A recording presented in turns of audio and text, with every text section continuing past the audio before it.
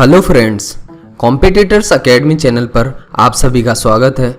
आज की इस वीडियो में हम आरएस मेंस एग्जाम 2020 के पेपर 4 के सिलेबस और बुक्स के बारे में बात करेंगे।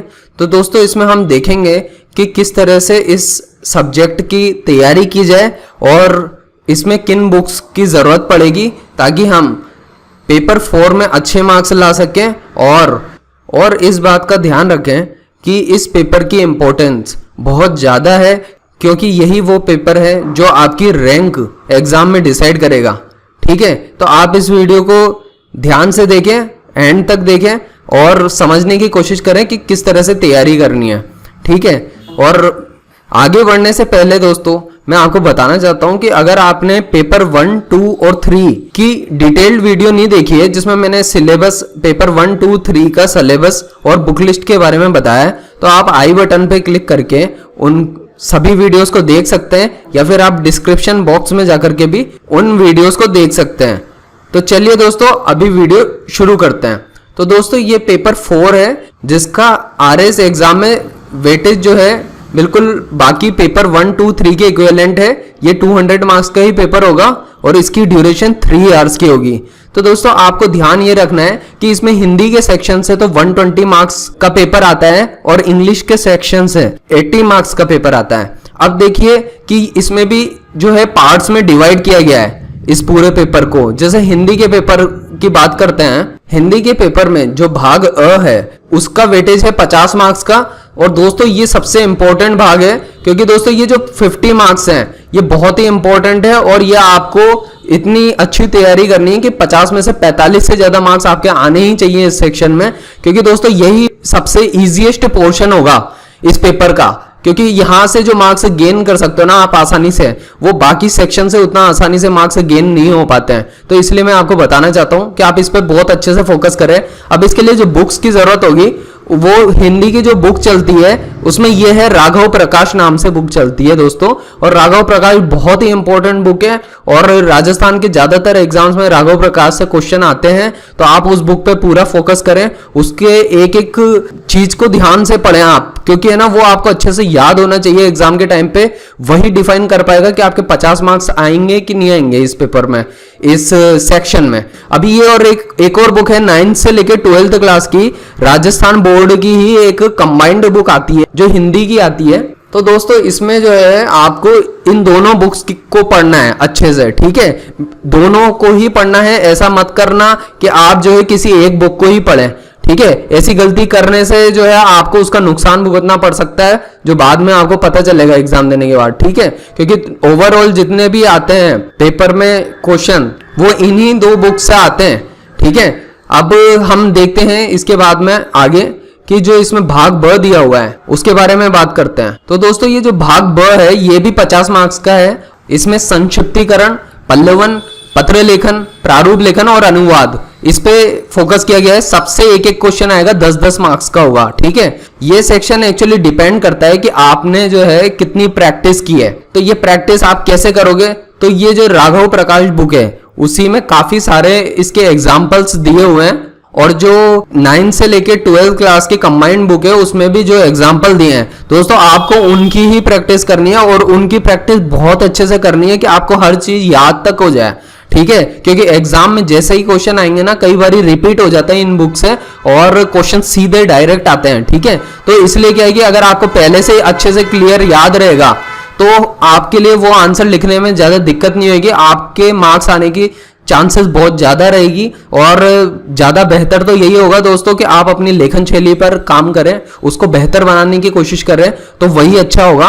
और आपको सबके जो है लिखने का तरीका पता होना चाहिए, चाहे वो अधिसूचना हो, निविदा हो, परिपत्र हो, विज्ञप्ति हो, सबके ऊपर आपका कमांड होना चाहिए। ठीक है, ये पेपर बहुत इंपॉर्टेंट है, जो कि मार्क्स गेन करने का पेपर है। मार्क्स यहाँ पे लूज नहीं होने चाहिए दोस्तों, ये बहुत इंपॉर्टेंट है। और जो इंग्लिश मीडियम के स्टूडेंट होते हैं ज्यादा दिक्कत उनके साथ में होती है, तो उनके लिए तो स्पेशली कहूंगा कि उनको तो बहुत ध्यान देना चाहिए हिंदी के ऊपर, क्योंकि यहाँ पे जो है हिंदी मीडियम के स्टूडेंट्स को थोड़ा एज रहेगा कि है ना उनकी हिंदी अच्छी होती है, और जो इंग्लिश मीडियम के स्टूडेंट है उसको थोड़ा सा ज्यादा है ना फोकस करना पड़ेगा इस सेक्शन पे। यहाँ पे एक जो है भाग स भी दिया हुआ है दोस्तों, ये 20 मार्क्स का है और इसमें निबंध पूछा जाता है। अब दोस्तों इसमें जो है एक इंपॉर्टेंट चीज है जो मैं यहाँ पे नोट डाउन करना चाहता हूँ आपको। आप जो है जब निबंध की तैयारी करो तो आप इस न्यूज़पेपर को जरूर पढ़ना। इसका नाम है जनसत्ता न्यूज़पेपर। इसकी पीडीएफ भी आपको टेलीग्राम पे अगर आप न्यूज़पेपर सर्च करोगे तो आपको न्यूज़पेपर पे मिल जाएंगे। तो जनसत्ता जो न्यूज़पेपर है बहुत ही इंपॉर्टेंट है, उसके आर्टिकल्स बहुत अच्छे होते हैं। जैसे कि इंग्लिश मीडियम के students the Hindu, Indian express के आर्टिकल पढ़ते हैं, उसी तरह से हिंदी मीडियम के स्टूडेंट्स के लिए जनसत्ता के आर्टिकल बहुत अच्छे होते हैं, बहुत अच्छे से लिखे होते हैं। तो आप उनको पढ़ें, वहां से आपकी लेखन शैली बहुत ज्यादा अच्छी होगी। ठीक है, तो यहाँ पे ये आपको जो वर्ड लिमिट दी हुई है ना दोस्तों, उसी वर्ड लिमिट में लिखना होगा। और इसके अलावा मैं एक और बात बता देता हूँ आपको कि ये जो निबंध का पैटर्न है, प्रीवियस ईयर के क्वेश्चन पेपर को आप जब देखोगे तो निबंध जो होते हैं दोस्तों, काफी सारे निबंध तो रिपीट ही हो जाते हैं। तो ये क्या है कि 10 से 15 टाइप के फिक्स निबंध हैं। अगर आप उनको बहुत बढ़िया बना लेते हो विद एग्जाम्पल के साथ, आप बहुत अच्छे से लिखो, तो अच्छी कोचिंग क्लासेस के नोट्स को सर्च करके आप जो है उन निबंध को अच्छे से आप याद कर लो, या फिर आप जो है याद नहीं करो तो आप अपनी शैली को सुधारो।